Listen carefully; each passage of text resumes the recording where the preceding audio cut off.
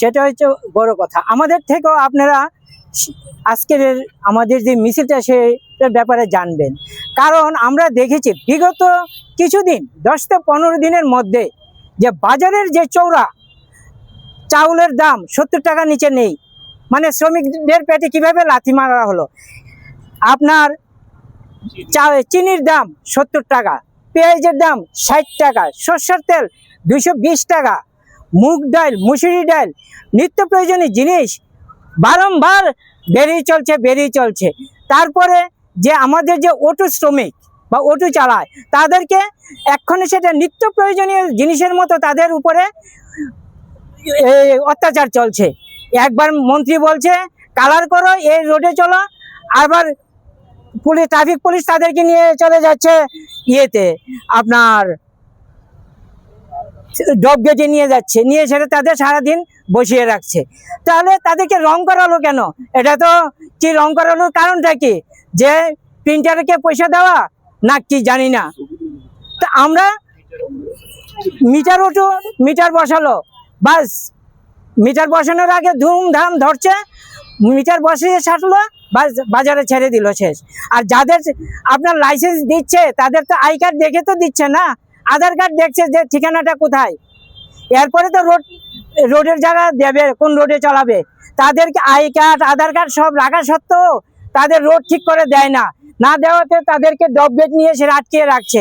পূজার সিজন, তারা micro finance থেকে লোন নিয়েছে বা যেভাবে তারা অটোগুলো নিয়েছে, তারা এগুলো শোধ করবে কি করে? এটা সবচেয়ে বড় এখন ডিস্টার্ব হচ্ছে আমাদের শ্রমিকদের উপরে।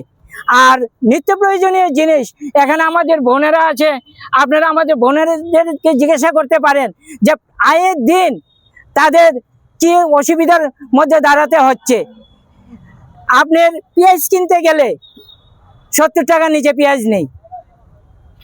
তো এইভাবে চলছে। আমরা চাই যে নিত্য প্রয়োজনীয় জিনিস অতি দ্রুততে তারা জিনিসের দামগুলো কমায়, কারণ সরকার নিয়ন্ত্রণ হারিয়ে ফেলেছে। এবং আমাদের যে বলুন স্বাস্থ্যমন্ত্রী বলুন এবং আমাদের ফুড দপ্তরের মন্ত্রী বলুন, অর্থমন্ত্রী বলুন, সবাই এগুলো সম্বন্ধে কোনো হেলদোল নেই।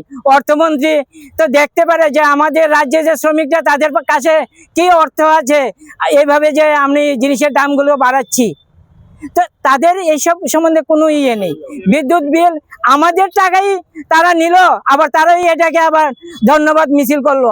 মানে আমরা বাংলাদেশি যে আমরা কিছু বুঝি না, যে কি সুন্দর মানে আমরা বানাচ্ছে, মুরগা বানাচ্ছে, তো এখানে এসে লাফালাফি করছে। আগামী দিন আমরা তাও বলে দিই, আজকের মিছিল থেকে শ্রমিক সংগঠন আমরা সবকিছু দেখছি যে বিজেপি যে কোনো কিছু হলে আমাদের এখানে এসে লাফালাফি করে, আর তারা তাদের হয়ে এখানে ব্যারিকেড দিয়ে রাখে। আজকে অবধি এই ব্যারিকেডগুলো ছড়াই নেই। আমরা আগামী দিন আমরা যেটা করার আমরা করব, আমরা তাদের সাথে আমরা এখানে মোকাবিলা করব। আমাদের কোনো প্রশাসনের এখানে দরকার নেই। প্রশাসন দিয়ে আমাদের এই যে কাজগুলো নষ্ট করে দিচ্ছে, তারা আসে কতজন এসে যা কি করবে, কিছু করার মতো নেই। শুধু এইভাবে প্রশাসন দিয়ে আমাদেরকে ডিস্টার্ব করে, কি আমরা যেমন ডরাই কাউকে। এটা কংগ্রেস কাউকে ভয় পায় না। আমার নাম শান্তনু পাল, আমি অল ত্রিপুরা আনঅর্গানাইজড ওয়ার্কার কংগ্রেসের চেয়ারম্যান।